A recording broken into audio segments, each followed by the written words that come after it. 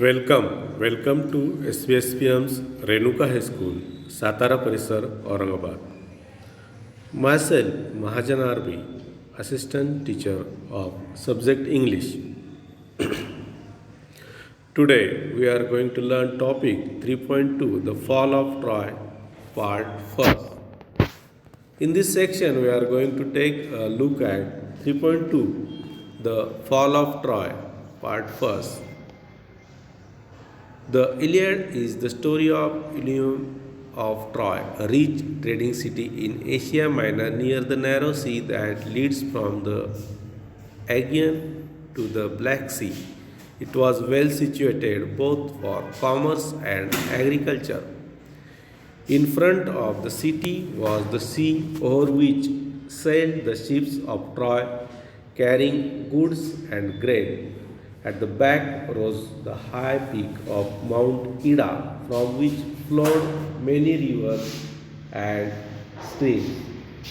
The valleys among the hills were well watered and fertile, with corn growing in fertile fields and cattle feeding on the rich grass of the meadows while sheep fed on the slopes of the hills. ही जी दुर्दैवी गोष्ट आहे तर ती Troy या शहराची आहे, जे की एक संपन्न वैभवशाली असं शहर होतं आणि ते एजियन ब्लॅक सीच्या तिथे वसलेलं होतं. आणि ते जे होतं तर ते वाणिज्य म्हणजे व्यापार आणि शेती यासाठी अतिशय योग्य असे स्थान होते. शहराच्या समोर असलेल्या समुद्रावर तिथे जहाज जे होते तर जहाज असायचे ट्रॉय शहरातले, जिथून मग ज्याच्यामार्फत धान्य आणि इतर माल ते सोबत आणत. आणि ट्रॉय शहराच्या मागच्या बाजूला उंचचे उंच असा पर्वत होता आणि त्या पर्वताच्या दऱ्यांमधून झरे आणि नद्या वाहत त्या शहराकडे येत आणि त्यामुळे तिथे गवत आणि धान्य खूप असायचं आणि मग तिथे जे शेळ्या वगैरे त्यांचे जनावर होते ते चरत असत. Round their city, the Trojans had built a strong wall so that no enemy should attack them from the sea. The wall was so broad that people could stand and sit and walk on it. The great gates stood open, and people could go to the seashore outside and come in as they pleased. But in time of war, the gates would be closed, and then the city was like a strong fortress, quite safe from all attack, protected by the walls surrounding it, as well as by the hills behind. शहराच्या सर्व बाजूने त्या ट्रोजन्सनी म्हणजे Troy शहराच्या नागरिकांनी मजबूत अशी भिंत बांधलेली होती की जेणेकरून कोणताच शत्रू आक्रमण करू शकत नव्हता समुद्राच्या बाजूने. आणि ते भिंत इतकी मोठी होती की ते लोक त्याच्यावर चालू शकत असत, बसू शकत असत.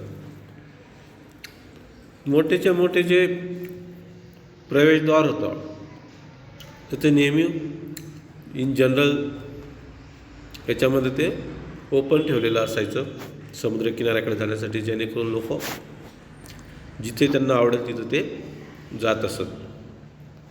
पण युद्धाच्या वेळेस ते जे प्रवेशद्वार होते ते बंद करून ठेवलेले असत. आणि मग ते द्वार बंद केल्यानंतर ते शहर म्हणजे जणू काही एखादा मजबूत किल्ला होत असे आणि खूप सुरक्षित होत असे आक्रमणांपासून. आणि मग समोरून त्या भिंती आणि मागून ते ज्या उंचच्या उंच पर्वत टेकड्या होत्या ते त्याचं संरक्षण करत असत. Thus Troy was a strong city, strongly protected by its walls and strongly defended by its brave soldiers.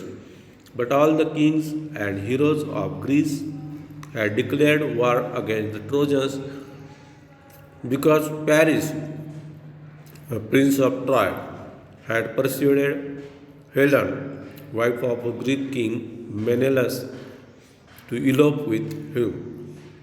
He had brought her to Troy, and Greeks wanted to take revenge on Troy for the wrong done to Menelaus. They sailed to Troy and laid siege to the city. The Trojans too fought hard, and the siege continued for 10 long years. आणि अशा त्या मजबूत शहराला सगळीकडून भिंती असल्यामुळे ते संरक्षित असं होतं, आणि त्या भिंती आणि त्या शहरात असणारे जे शूर योद्धे होते ते सर्व त्याचं संरक्षण करत असत. पण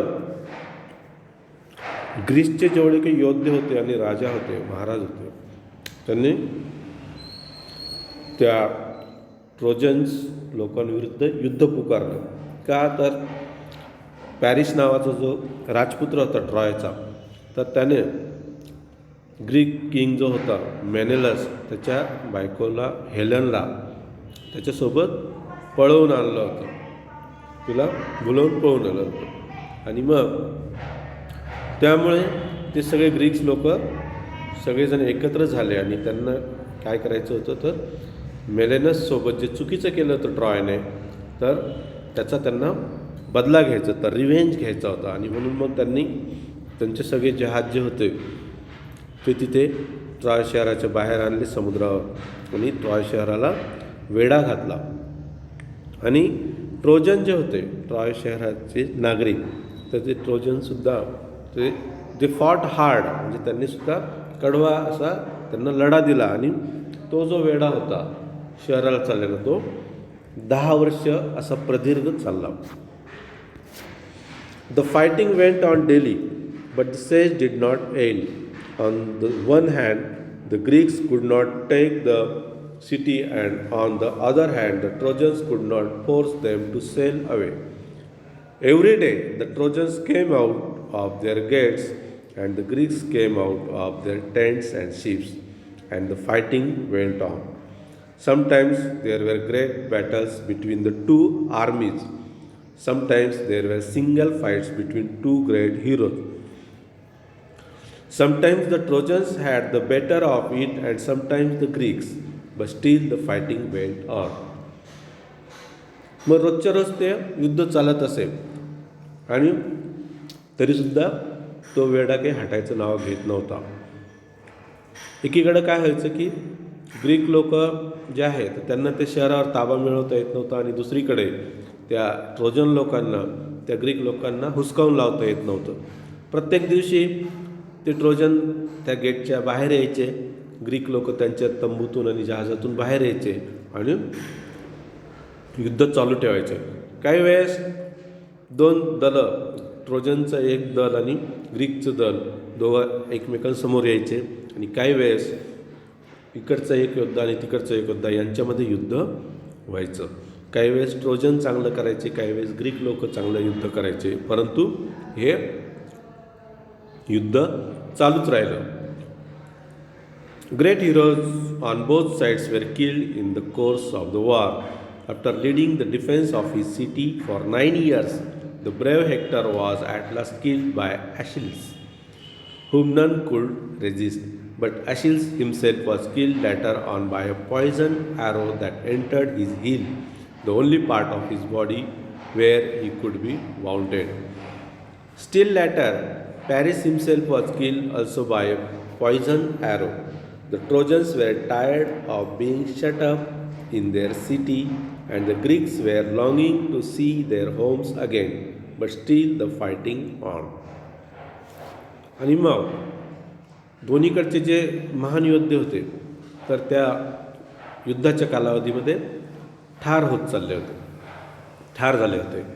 आणि मग त्या 9 वर्ष चाललेल्या युद्धामध्ये जो शूर हेक्टर जो होता तो ॲशिल्सकडून मारला गेला, जो कधी तो पराजित झाला नव्हता. परंतु नंतर ॲशिल्ससुद्धा स्वतः एक विषारी बाणाने, त्याच्या टाचेमध्ये विषारी बाण घुसल्यामुळे तो सुद्धा मरण पावला. नंतर पॅरिससुद्धा स्वतः त्या विषारी बाणाने मरण पावला. ट्रोजन लोक आता थकले होते की त्यांचं शहर गेल्या 10 वर्षापासून बंद होतं, त्यामुळे ते थकले होते आणि ग्रीक लोकंसुद्धा त्यांच्या घरापासून इतके वर्ष लांब राहिले होते, त्यांनासुद्धा कंटाळा आला होता, परंतु युद्ध चालूच होतं. Thank you. Next lecture 19, topic name 3.2 the fall of Troy part 2. Thank you.